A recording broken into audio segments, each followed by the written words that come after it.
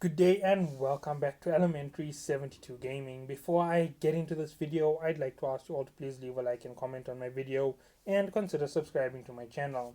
As you can see, I am talking about the Drake, the T8 vessel that has just become available on the market and its relevance to gameplay. Now, unlike my other battles, this isn't my other ship builds. This isn't a remastered ship. This is a completely new build, and considering that it is slightly more powerful than the previous ship in the same class, it has almost 2000 power over a cyclone in terms of defense, and its power grid output is slightly smaller. However, the weapons that it uses uh, in its weapon slot are going to be very low in terms of power usage, so the grid really doesn't have that much of stress on it.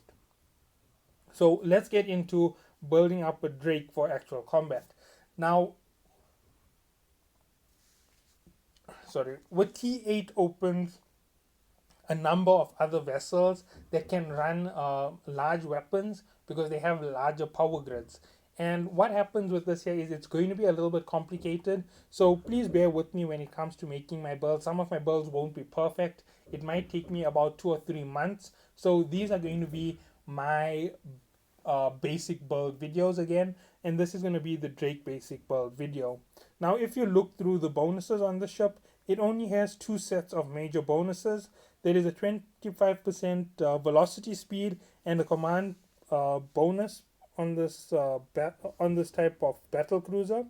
It has a medium kinetic damage increase and a medium thermal damage increase in terms of its power. So it's working more on the kinetic thermal, the midpoint attack. So it's going to keep its attack very constant.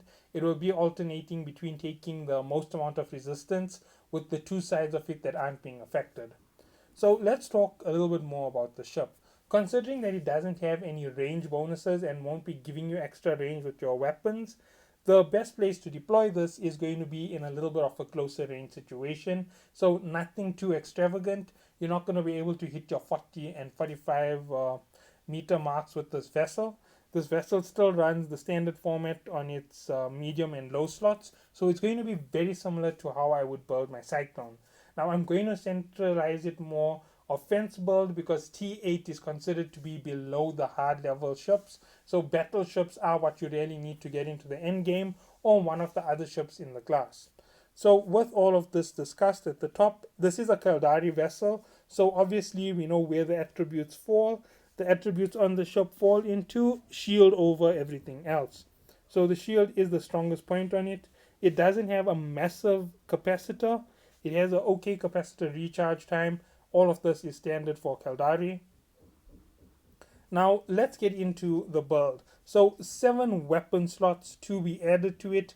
You could go medium missile launchers. There is going to be the long range missile launchers. I would actually suggest it as a basic, or you could go rapid. Now both of them are quite good in their options. However, remember that rapid keeps you very close to the combat, and with the extra damage, you're going to also take a lot of damage yourself. So let's look at the power grid requirement, 43 megawatts. 43 times 7 isn't really going to hurt you all that much from its 700 megawatt standard power grid. Once you add in all of its bonuses, it's about a 200 megawatt if you have your full range of advanced engineering and so forth complete. Sorry.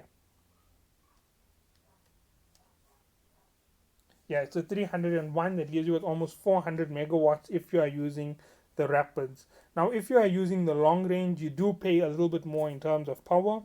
As you can see, it's almost 60. So you have 300 megawatts left for the rest of your ship. Now with 300 megawatts, it doesn't really affect any strategy on a shield build. So let's go into exactly where you're gonna go. Now I did say around 300. If you're adding a 25% extra, 25% of this complete ship build will be just over 175 megawatts extra. So about 475 megawatts will be what you should have on this. Yeah, now I said it will be and what you should have at the same time because that is where we expect the engineering to be. This is where you should be in terms of power, and it will be 175 if you are ready for this ship.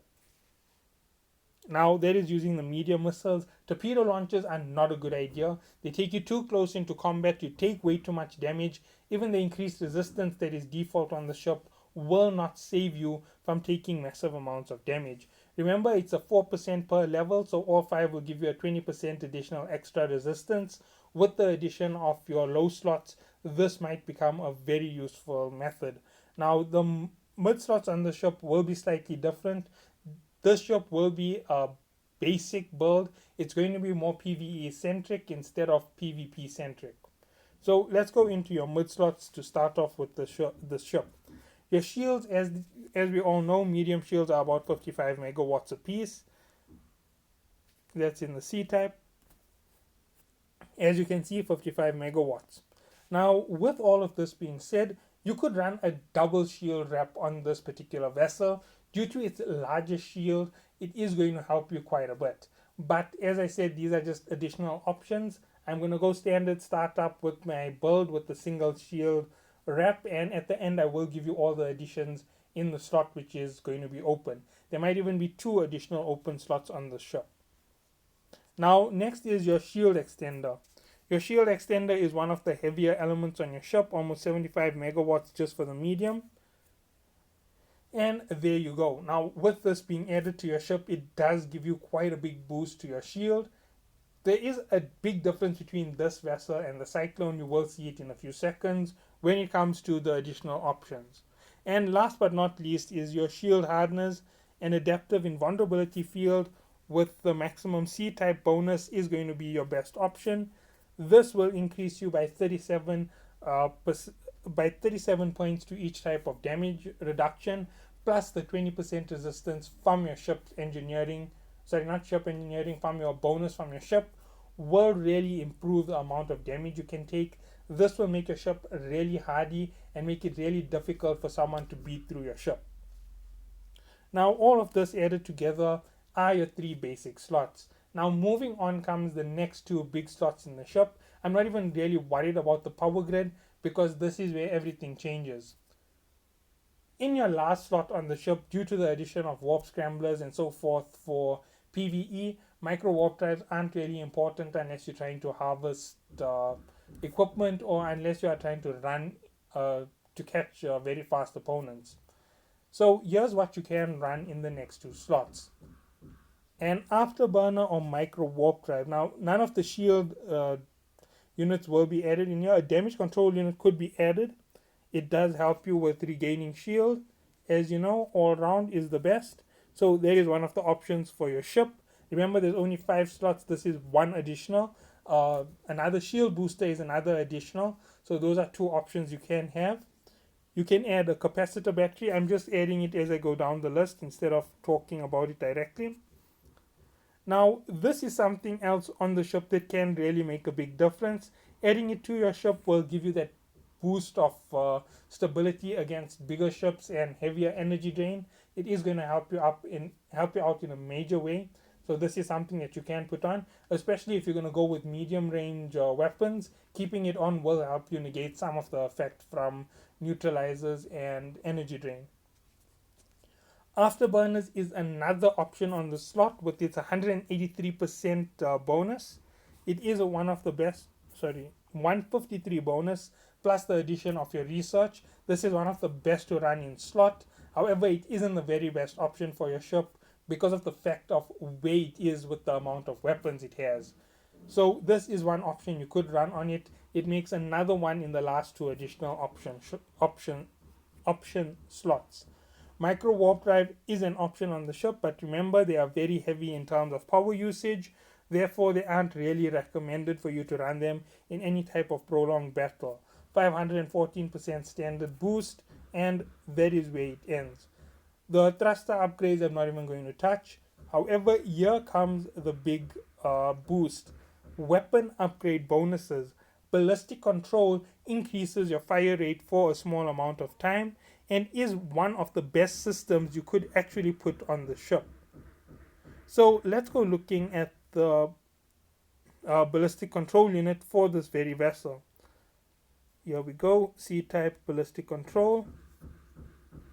It is a very low power consumption unit in terms of the power grid, so it doesn't really affect much. Running two of these on your ship will drastically increase your firing rate, and with a 20-second activation time, which will increase with your weapon bonuses in medium type research, this is something to note. Running the ballistic control system will definitely help you in combat. The ballistic control system runs longer the more advanced research you have on your vessel, and with that advanced research and all of these bonuses, with 7 weapons firing, it will increase the amount of damage you do drastically.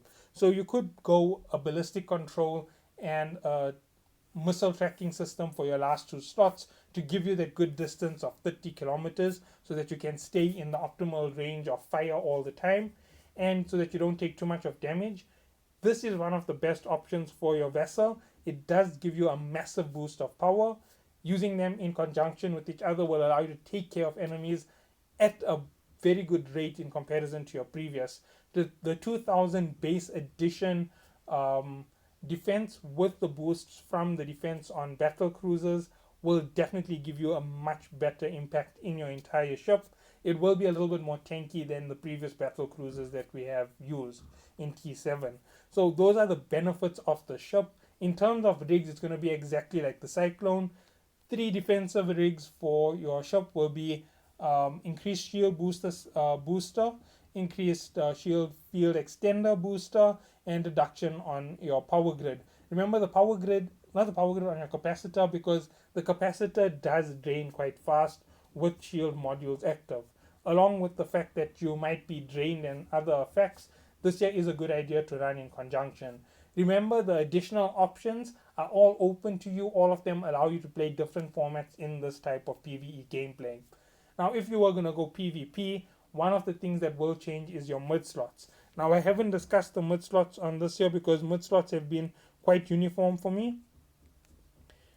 Your options are going to be your drone first of all. Your drone, as I said, Vesper is the best. Just put on any drone, it doesn't really make much of a difference. Moving on, when it comes to your electronic warfare, you can run a Stasis Weber Fire if you want something to take care of anything that gets too close. Stasis Weber Fire will do wonders for that purpose. The next thing you're going to run is a disruptor, either a guidance disruptor or a tracking disruptor. Depends on which type of weapon systems you are facing. This here will make a big difference. Sorry. And last but not least is a target painter. Those 3 form the basis of all things that you want on these ships.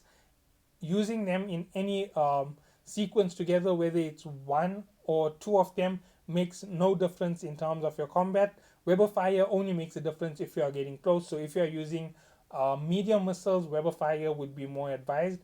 Sorry, not medium missiles. If you're using rapid medium missiles, Weber Fires are advised. If you are using long range medium missiles, the Weber Fire is not advised to be put on. You either double target paint to get better target damage, or you use a target painter and double disruptors to reduce the incoming damage to your vessel.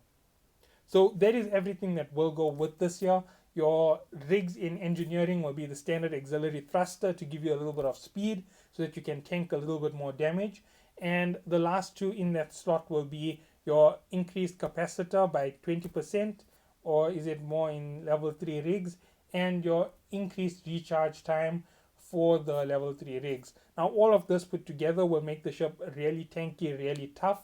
It should give you somewhere around the range of 35 to 36 overall defense on your vessel. Remember, you could double your shield repair. Double shield hardener isn't an advisable option. It will buy you time, but the amount of loss in terms of power will be heavily felt. You'd have to run a double shield hardener with a capacitor battery, and if you were running double shield boosters, you'd have to run the capacitor battery as well. Now, those are all of your options in terms of this particular range of the vessel. The reason why I'm saying doubling for these purposes is the doubling will definitely help you improve your ship. The one wasn't part of my recommended builds for doubling, that was the shield extender. Some players might use it to improve the amount of defense on the vessel as a standard. if it can take an additional 4,000 damage for 40 seconds, it makes it a massive boost to your battle strength. So thank you all for watching, and this has been the Drake build for T8. I hope that you all enjoy T8. Thank you all for watching.